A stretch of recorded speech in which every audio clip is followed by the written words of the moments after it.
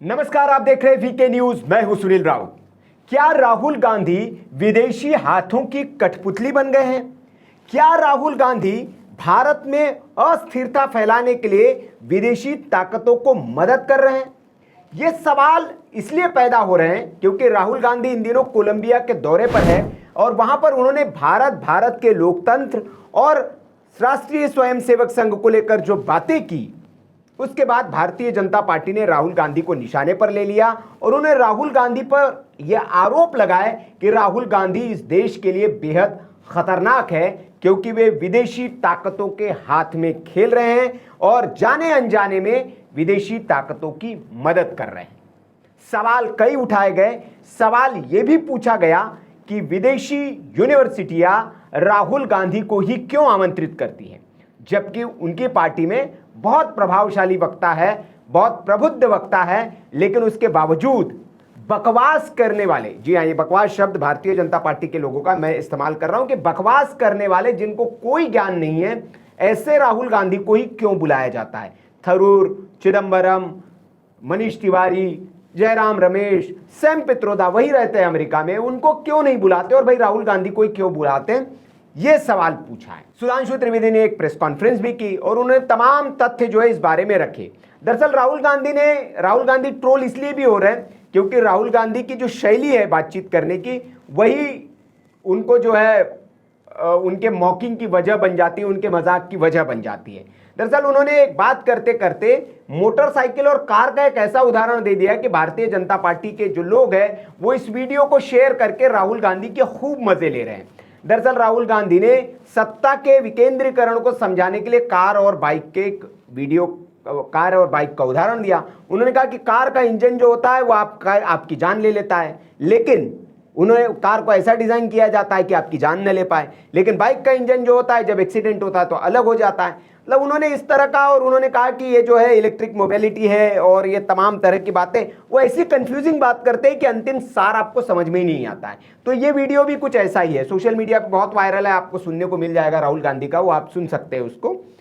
इसी वीडियो को लेकर अमित मालवीय ने इसको ट्वीट किया और उन्होंने कहा वजन, उन्होंने कहा 3000 किलो, 1000 किलो, ऐसी ऐसी बातें हैं कि वो कंफ्यूज हो जाएंगे आप सुनकर कि कहना क्या चाह रहे हैं राहुल गांधी। एक मीम भी बनता है कि कहना क्या चाह रहे हो भाई, स्पष्ट तो करो।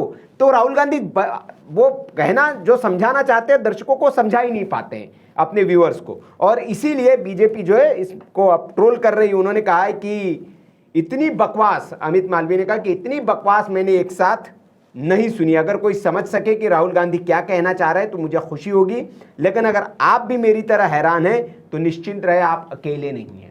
सुधांशु त्रिवेदी ने भी अपनी प्रेस कॉन्फ्रेंस में ये ऑडियो सुनाया और इस ऑडियो को सुनाकर उन्होंने बहुत मजे लिए राहुल गांधी के, और उन्होंने एक सवाल भी पूछा कि ये भैया जो आप ज्ञान दे रहे हैं इलेक्ट्रिक मोबिलिटी का, आपने कहाँ से इंजीनियरिंग की, कहाँ से पढ़ाई की है ये, और जो ये आप नया ज्ञान दे रहे हैं? उन्होंने कहा कि ये सुनकर तो बड़ी बड़ी कंपनियां जो है, होंडा से लेकर बड़ी बड़ी मोबिलिटी इंडस्ट्री की जो कंपनियां हैं वो हैरान हो गई होगी राहुल गांधी की बातों को सुनकर। और राहुल गांधी सिर्फ इतना ही नहीं, उन्होंने अपनी सोशल मीडिया टीम को भी वहां पर गुब्बारा फोड़ दिया। एक वीडियो और उनका वायरल हो रहा है और भारतीय जनता पार्टी की प्रवक्ता राधिका खेड़ा, उन्होंने उस वीडियो को ट्वीट किया है जिसमें राहुल गांधी ये कहते हुए दिखाई दे रहे हैं कि मेरे पास बहुत बड़ी सोशल मीडिया की वो है, पेजेस है, मतलब सोशल मीडिया फॉलोइंग है मेरी, बहुत बड़ी में हमारे पास है, लेकिन ये सब, इस पर मैं यकीन नहीं करता हूँ, ये सब ब्लफ है, झूठ है, और मतलब इस पर यकीन, मुझे तो यकीन नहीं है। तो जो सुप्रिया श्रीनिधि इतनी बेचारी मेहनत कर रही है, कांग्रेस की सोशल मीडिया को उठाने में लगी हुई है, लेकिन राहुल गांधी ने एक बयान में उस सारी मेहनत पर पानी फेर दिया। उन्होंने कहा ऐसा बकवास है, झूठ है, इस पर मुझे कोई यकीन नहीं है, ये काम करने वाली चीज़ नहीं है। तो ये भी उन्होंने वहाँ पर कहा। अब जो बड़ा सवाल है जिस पर हम बात कर रहे हैं कि क्या राहुल गांधी भारत में जाकर वास्तविकता में देश को बदनाम कर रहे हैं, क्या विदेशी ताकतों की वो मदद कर रहे हैं, और क्या ऐसे बयान देकर वो भारत का अपमान नहीं कर रहे हैं? जाहिर सी बात है, सुधांशु त्रिवेदी ने ये भी कहा कि भारत जो है इस वक्त दुनिया की सबसे तेजी से बढ़ती हुई अर्थव्यवस्थाओं में से एक है। 4 दुनिया की बड़ी अर्थव्यवस्थाओं में भारत शुमार हो गया है। लक्ष्य है कि बहुत जल्दी 3 बड़ी अर्थव्यवस्थाओं में इसको शुमार किया जाए। 1947 तक का रोड मैप इस देश का तैयार है कि विकसित राष्ट्र जो है वो बनना है। और वर्ल्ड बैंक से लेकर तमाम बड़ी बड़ी संस्थाएं जो है उनकी रिपोर्ट्स जो है वो भारत के पक्ष में आ रही है। अमेरिका में जब ट्रंप भारत को डेड इकोनॉमी बताते हैं तो उनके ही मुल्क के लोग उनका मजाक उड़ाते हैं और कहते हैं कि आप एक ऐसी इकोनॉमी के बारे में बात कर रहे हैं जो सबसे तेजी से बढ़ती हुई इकोनॉमी है, उसको आप मृत इकोनॉमी कहते हैं। और राहुल गांधी भी खुश होते हैं जब डोनाल्ड ट्रंप ऐसा बयान देते हैं, तो राहुल गांधी खुश होते हैं और कहता है कि मैं तो ये कह ही रहा हूं और डोनाल्ड ट्रंप ने कहा, मैं खुश हूं कि डोनाल्ड ट्रंप ने इस बात को कहा।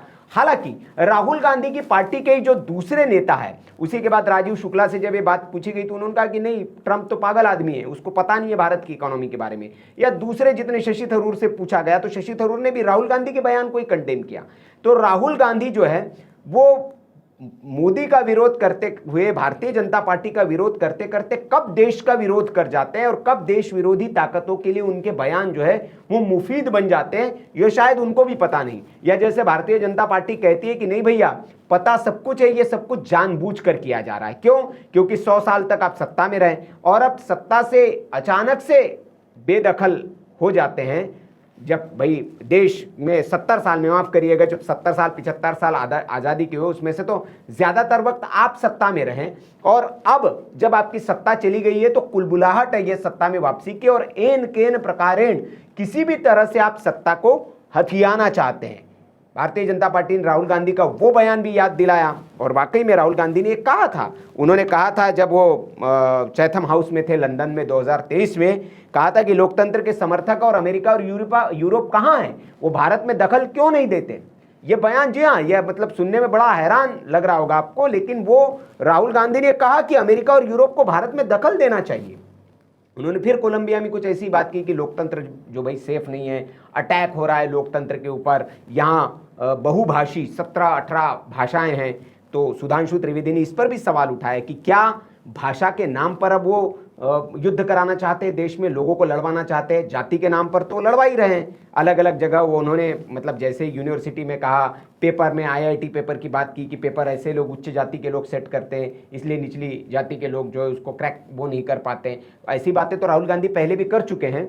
तो उन्होंने कहा कि जाति के नाम पर तो इन्होंने कोशिश की है जातिगत भेदभाव, अब वो भाषा के नाम पर भी उन्होंने एक उदाहरण दिया। उन्होंने कहा कि बंगाल में हो सकता है कि बंगाली हिंदी वालों को लड़ा दे, मराठी और हिंदी वालों को तो ये लड़ा चुके हैं। तो उन्होंने कहा कि इस तरह की जो है कोशिश जो है वो कांग्रेस पार्टी की ओर से की जा रही है ताकि ये देश जो है अस्थिर हो जाए, डिस्टेबलाइज हो जाए। और जैसे भारत के पड़ोस में हुआ, श्रीलंका में हुआ, बांग्लादेश में हुआ, म्यांमार में हुआ, अलग अलग कंट्रीज में जो हुआ है, तो राहुल गांधी क्या नेपाल में हुआ, माफ करिएगा, तो क्या राहुल गांधी चाहते कि भारत में भी ऐसा ही कुछ हो, और इसी की पृष्ठभूमि जो है वो एक तैयार कर रहे हैं। अब विदेश की धरती पर जो उन्होंने बताया कि अब क्या सुधांशु त्रिवेदी ने पूछा है कि क्या प्रांतों में वैमनस्य, भाषा के आधार पर वैमनस्य फैलाने की तैयारी है आपकी, और क्या आप भारत विरोधी ताकतों के झंडा बरदार बन गए, क्योंकि लक्षण तो वही बता रहे हैं। जिस तरह के बयान आप दे रहे हैं विदेश में जाकर, जिस तरह से भारत विरोधी बात आप कर रहे हैं और कह रहे हैं कि भारत में लोकतंत्र खतरे में है, लोकतंत्र जो है वो बचा नहीं है, उस पर अटैक हो रहे हैं भाषा के नाम पर। आप चाइना से वो कर देते हैं कि चाइना में जैसे लोगों को दबाया जाता है, भारत में भी ऐसी तैयारी चल रही है और चाइना की तरह जो हो रहा है वो यहाँ पर नहीं हो पाएगा। भारत के लोगों से ही हम इस वीडियो के जरिए पूछते हैं कि क्या राहुल गांधी ने जो कोलंबिया में बातें की है वहां जाकर, क्या आप इससे इत्तेफाक रखते हैं? क्या इतनी खराब स्थिति भारत की वाकई में है? लोकतांत्रिक राहुल गांधी ने इलेक्शन कमीशंस पे आरोप लगाए कि वो वोट चोरी का मुद्दा, लेकिन वो आरोप लगाकर भाग गए, उस पर अब कोई बात नहीं हो रही। एक फाइनल लिस्ट भी आ गई है तमाम लोगों के जिनके नाम कट गए, उनको सार्वजनिक तौर पर पारदर्शी तरीके से वेबसाइट पर ये नाम डाले गए हैं, सारी प्रक्रिया। लेकिन एक चुनाव आयोग को एक सुनियोजित तरीके से एक बदनाम करने की कोशिश देश भर में कि भैया एक ऐसा लोगों के बीच नैरेटिव बनाने की कोशिश कि ये सब मैनेज्ड है और पूरा चुनाव जो है वो मैनेज्ड है, जबकि रायबरेली हो, अमेठी हो या बाकी आप जहां से जीतते आ रहे हैं, केरल में प्रियंका गांधी आपकी जीत गई, क्या वहां चुनाव आयोग मैनेज नहीं करा सकता है? क्या रायबरेली को मैनेज नहीं करा सकता है चुनाव आयोग? और वहां क्यों नहीं कर रही भारतीय जनता पार्टी? 37 सीटें उत्तर प्रदेश में अगर बीजेपी हार जाती है तो क्या वहां पर वो मैनेज नहीं कर सकती थी? अखिलेश यादव जीत जाते हैं तो क्या वो वहां पर मैनेज नहीं हो सकता था? पश्चिम बंगाल इतने दिनों से भारतीय जनता पार्टी कोशिश कर रही, वहां क्यों मैनेज नहीं कर पा रही? अगर आपके मुताबिक अगर इलेक्शन कमीशन को मैनेज करके चुनाव जीते जा रहे हैं तो इतने दिन से वहां क्यों, मतलब भारतीय जनता पार्टी तो बहुत कोशिश कर रही है कि पश्चिम बंगाल में ममता बनर्जी को हराया जा सके, आखिर क्यों?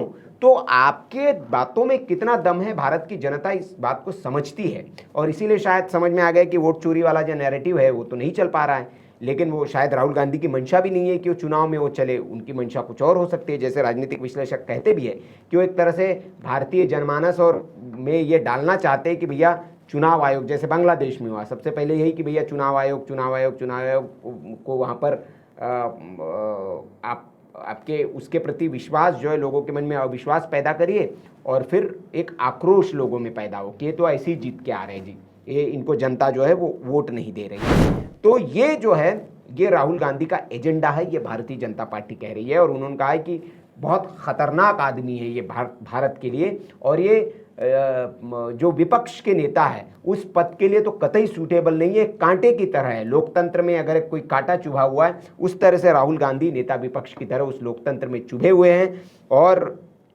साथ ही साथ सवाल ये भी उठाया भारतीय जनता पार्टी ने और वो जिन्यून है कि भाई जब आपकी सरकार थी तब और अब भारत के विश्वविद्यालय राहुल गांधी को क्यों नहीं बुलाते हैं, विदेश के विश्वविद्यालय क्यों बुलाते हैं? क्या किसी खास एजेंडे के तहत इनको बुलाया जा रहा है? क्या उसके पीछे कोई गहरी छुपी हुई साजिश है? और क्या राहुल गांधी उस साजिश के लिए एज ए टूल इस्तेमाल हो रहे हैं या जानबूझकर वो इस तरह की सुनियोजित तरीके से वो वहां जा रहे हैं? ये भारतीय जनता पार्टी ने सवाल पूछा है, क्योंकि जिस तरह से वो जाकर वहां जो बातें कर रहे हैं, क्योंकि भारत इस वक्त दुनिया के बड़े बड़े मुल्क जो है वो भारत की प्रशंसा कर रहे हैं, बड़ी बड़ी संस्थाएं भारत की प्रशंसा कर रही, भारत की जो स्वीकार्यता है वो विश्व में बढ़ रही है।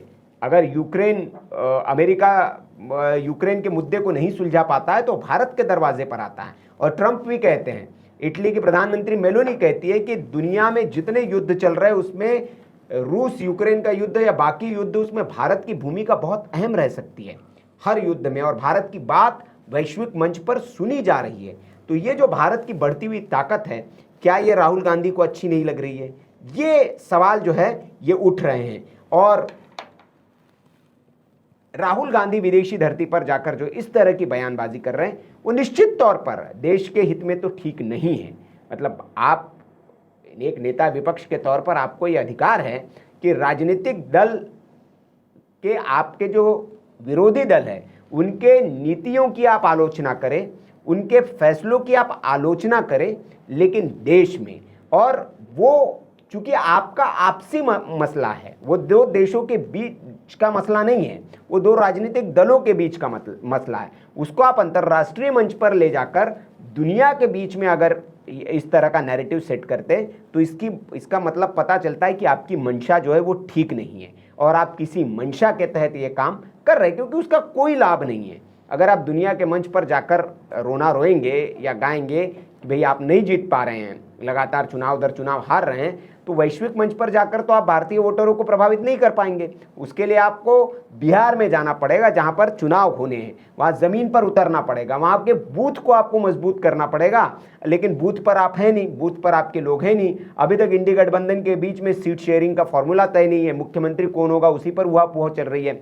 आरजेडी जो उसमें पारिवारिक कलह चल रहा है, आपके कांग्रेस के बीच में ही इतने लूप होल्स है। पाकिस्तान भारत के मैच पर एक धड़ा कांग्रेस का कहता है कि नहीं भैया लानत आनी चाहिए, डूब मरना चाहिए जो लोग देख रहे हैं, जश्न मना रहे हैं। दूसरी तरफ आप ही के पार्टी के मुख्यमंत्री ट्वीट कर देते हैं, एक मुख्यमंत्री जो है वो क्रिकेट प्लेयर्स को अपने यहाँ पर बुला के उनका स्वागत सम्मान करता है। तो कांग्रेस पार्टी के बीच जो कन्फ्यूजन है, उहापोह है, ये उसको चुनाव दर चुनाव हरवा रहा है चुनाव। लेकिन आप उसको वैश्विक मंच पर जाकर इस तरह का रोना रोएंगे तो उससे तो भारत में आप जीत हासिल नहीं कर पाएंगे और आप ये करते रह जाएंगे और आपको हासिल कुछ नहीं होगा। तो कांग्रेस पार्टी को, विपक्ष के नेता को ये समझना चाहिए कि देश की बात देश के मंच पर कही जाए तो ठीक है, विदेशी मंचों पर इस तरह की बातें नहीं करनी चाहिए। खैर, आपको क्या लगता है, क्या राहुल गांधी विदेश में जाकर भारत को बदनाम कर रहे हैं? क्या राहुल गांधी सुनियोजित साजिश के तहत ये सब कुछ कर रहे हैं? और क्या राहुल गांधी विदेशी ताकतें जो भारत को डिस्टेबलाइज करना चाहती उनके हाथ का हथियार बन गए? कमेंट बॉक्स में आप अपनी राय हमें जरूर दें। वीडियो अच्छा लगा हो तो लाइक करें, शेयर करें और ऐसी खबरों के लिए आप देखते रहिए वीके न्यूज। नमस्कार। वीके न्यूज, राष्ट्र के नाम।